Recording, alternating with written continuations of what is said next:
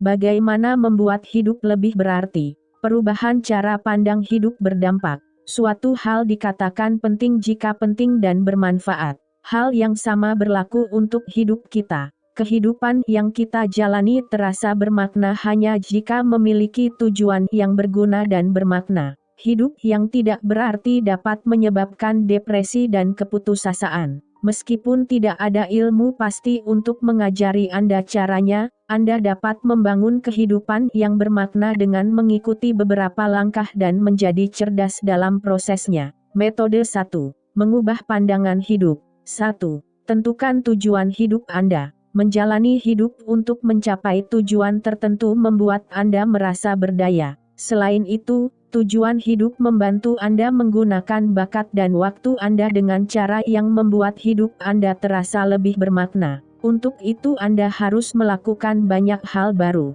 Peminat fotografi bisa meminjam kamera atau mengikuti kelas fotografi untuk mengeksplorasi keahliannya di bidang tersebut. Jika Anda suka membantu orang lain dan pandai berkomunikasi, mulailah mengajar untuk mengetahui apakah Anda suka mengajar. Anda dapat menemukan makna hidup Anda dengan cara berikut.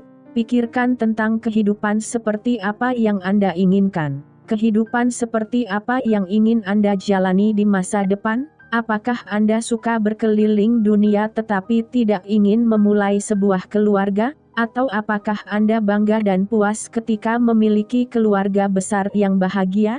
Tuliskan kekuatan dan bakat Anda dan pikirkan bagaimana Anda dapat menggunakannya di tempat kerja, sebagai sukarelawan, atau dengan teman. Luangkan waktu setiap malam selama seminggu untuk merekam peristiwa dan aktivitas yang menggairahkan Anda, membuat Anda merasa baik, dan memberi Anda makna dalam hidup. Di akhir minggu, baca kembali catatan dan pikirkan tentang bagaimana Anda dapat menggunakan hal-hal menyenangkan yang membuat Anda terpesona dalam kehidupan sehari-hari. 2. Cari tahu hal-hal yang menurut Anda penting. Setiap orang memiliki prioritas yang berbeda. Untuk menjalani hidup yang bermakna, tentukan dulu apa yang ingin Anda utamakan. Tuliskan 5 hal yang menurut Anda penting, lalu pikirkan bagaimana kehidupan Anda saat ini cocok dengan hal-hal tersebut. Jika tidak, apa yang harus Anda lakukan untuk mengatasi masalah tersebut?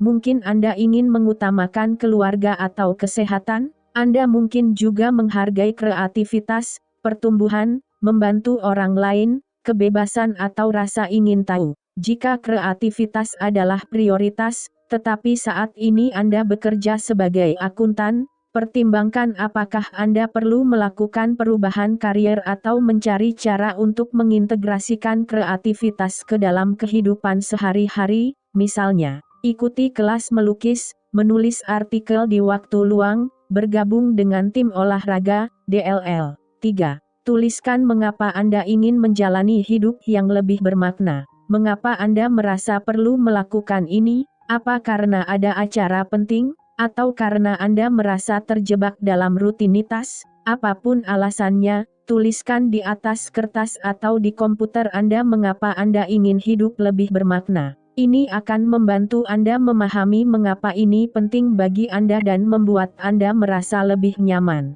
Sadari pentingnya menjalani hidup yang bermakna. Makna hidup meningkatkan hidup Anda dan memperpanjang hidup Anda. Ingatlah bahwa makna bukan hanya kebahagiaan. Hidup bahagia belum tentu bermakna. Di sisi lain, hidup yang bermakna tidak selalu menjanjikan kebahagiaan, bukan berarti kebahagiaan itu tidak penting, tetapi tidak memaknai hidup yang bermakna sebagai hidup bahagia. 4. Buat rencana dengan kriteria SMART. Pikirkan tentang apa yang selalu ingin Anda lakukan, seperti jogging secara teratur atau menulis novel. Apapun yang Anda inginkan, rencana untuk mencapai tujuan Anda akan membuat hidup Anda lebih bermanfaat.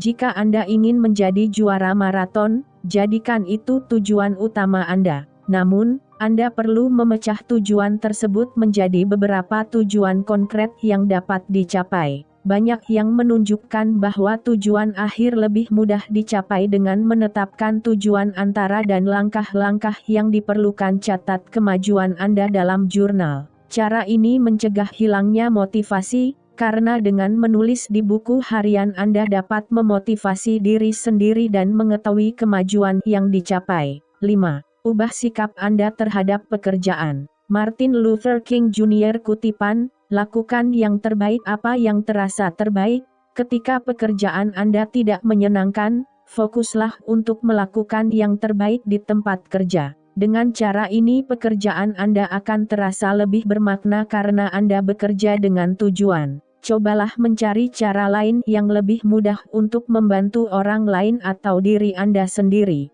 Misalnya, jika Anda bekerja di panti asuhan, Anda tidak hanya membantu anak-anak tetapi juga keluarga dengan memberi mereka kesempatan untuk bekerja atau mengurus urusan pribadi. Dengan menjadi seorang guru, Anda tidak hanya membantu orang lain untuk belajar, tetapi Anda sendiri dapat belajar banyak tentang berbagai mata pelajaran. 6. Mulailah menyadari hal-hal yang Anda syukuri. Meskipun mungkin tampak sia-sia, menulis atau setidaknya mengingat hal-hal yang Anda syukuri membuat hidup lebih bermakna. Alih-alih mengkhawatirkan apa yang tidak Anda miliki, bersyukur atas apa yang Anda miliki memungkinkan Anda untuk fokus dan merasa terhubung dengan orang-orang di sekitar Anda. Hidup terasa lebih bermakna ketika Anda dapat membangun hubungan yang baik dengan alam, dengan orang lain dan dengan Tuhan. Misalnya, Anda mungkin bersyukur memiliki tempat tidur yang nyaman, Anda mungkin bersyukur tidak harus bangun pagi karena hari masih gelap,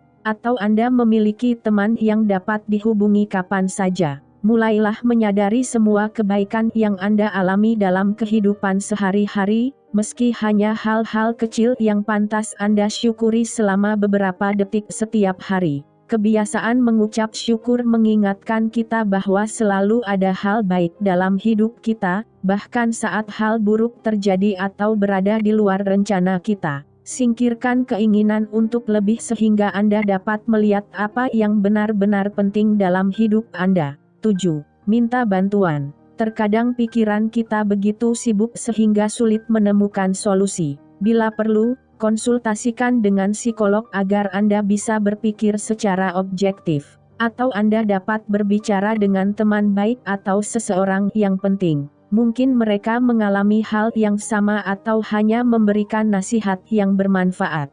Jangan biarkan kesalahpahaman tentang terapi sangat mempengaruhi Anda sehingga Anda menyerah. Banyak orang merasa terbantu untuk berbagi ketakutan dan kekhawatiran mereka dengan seseorang yang dapat bersikap objektif. Metode 2. Lakukan perubahan. 1.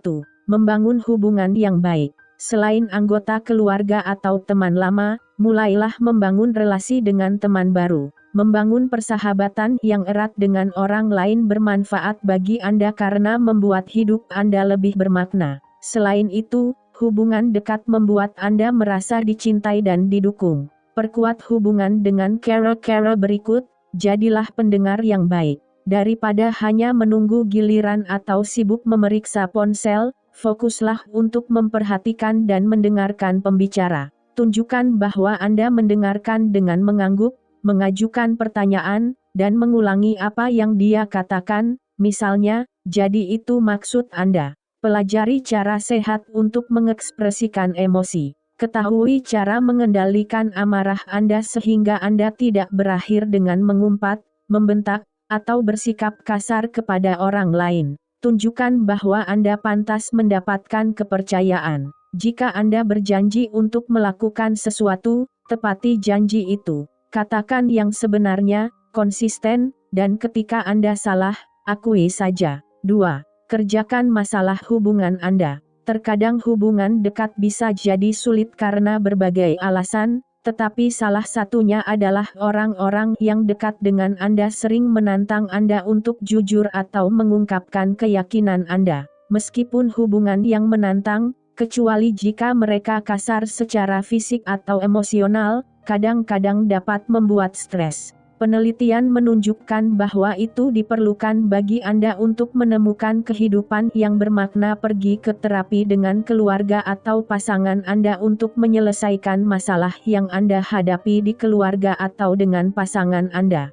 Seorang terapis bertindak sebagai fasilitator, membantu Anda berkomunikasi dengan cara yang sehat dan suportif. Belajarlah untuk menetapkan batasan. Menetapkan batasan yang tepat adalah cara untuk melindungi diri sendiri dan meningkatkan harga diri. Yakin, bersikap asertif bukan berarti agresif, melainkan mengungkapkan apa yang diinginkan dengan tetap menghormati keinginan orang lain. 3. Tunjukkan kasih sayang. Mengutip Dalai Lama, cinta memberi makna pada hidup kita, meskipun pesan ini tampaknya mudah untuk diterapkan, namun sering kali sulit.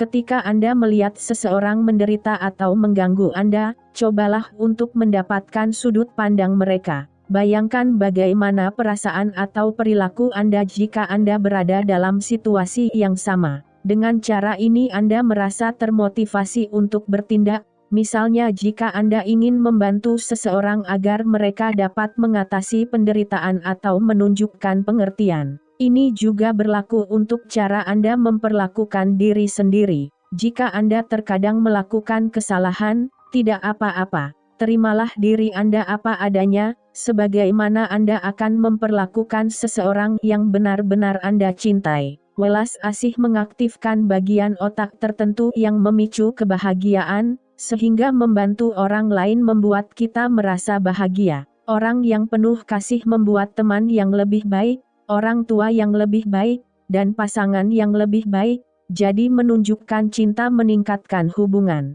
4. Berikan donasi. Meskipun pada awalnya mungkin tidak terdengar seperti terima kasih, menyumbangkan waktu atau uang untuk amal atau menyumbangkan gelas ke dapur umum adalah cara untuk menghargai apa yang Anda miliki. Anda dapat memberikan kembali dengan berbagai cara, seperti menyumbangkan waktu, uang, bakat, atau membantu teman yang membutuhkan. Namun, jangan hanya menyumbang 1 jam setahun.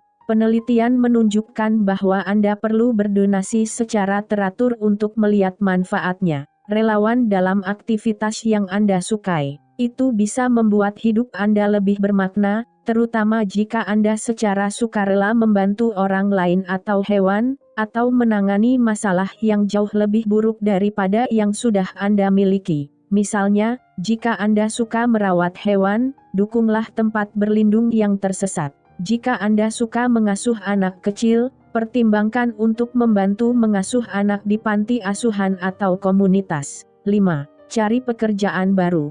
Jika Anda tidak berhasil mencoba mengubah cara pendekatan Anda terhadap pekerjaan Anda saat ini, mungkin inilah saatnya untuk mulai mencari pekerjaan baru. Sebelum Anda memutuskan untuk berhenti dari pekerjaan yang tidak Anda sukai, tuliskan semua yang berharga dalam hidup Anda. Misalnya, mereka menghargai kebaikan atau kemurahan hati. Mungkin Anda senang membantu atau menghibur orang lain. Tuliskan apa yang terlintas dalam pikiran karena begitulah cara Anda menemukan kegiatan yang menyenangkan. Pikirkan tentang aktivitas yang masih akan Anda lakukan jika Anda tidak dibayar untuk melakukannya. Misalnya, jika Anda senang menjadi sukarelawan di dapur umum, pertimbangkan untuk menjadi pekerja sosial dan membantu para tunawisma. Banyak organisasi nirlaba memerlukan staf untuk manajemen perumahan, implementasi program advokasi, dan atau konseling. Selesaikan magang di posisi yang Anda inginkan. Setelah itu, tanpa membuat perubahan besar dalam hidup Anda dapat memutuskan apakah pekerjaan ini cocok untuk Anda. 6. Meneguhkan hati. Memikirkan gaya hidup Anda sehari-hari terkadang menakutkan karena Anda harus jujur pada diri sendiri tentang hidup Anda. Menemukan makna dalam hidup mungkin memerlukan perubahan besar, dan proses ini akan memakan waktu seumur hidup. Jika Anda memutuskan bahwa apa yang benar-benar ingin Anda lakukan akan membutuhkan perubahan besar dalam hidup Anda, misalnya pindah ke luar negeri, tabungan besar atau perubahan rutinitas sehari-hari, Anda harus berusaha dan mengatasi rasa takut Anda. Ketakutan seringkali menghalangi kita untuk melakukan apa yang benar-benar kita inginkan. Bangun keberanian dengan membangun kepercayaan diri dan mengakui ketakutan Anda.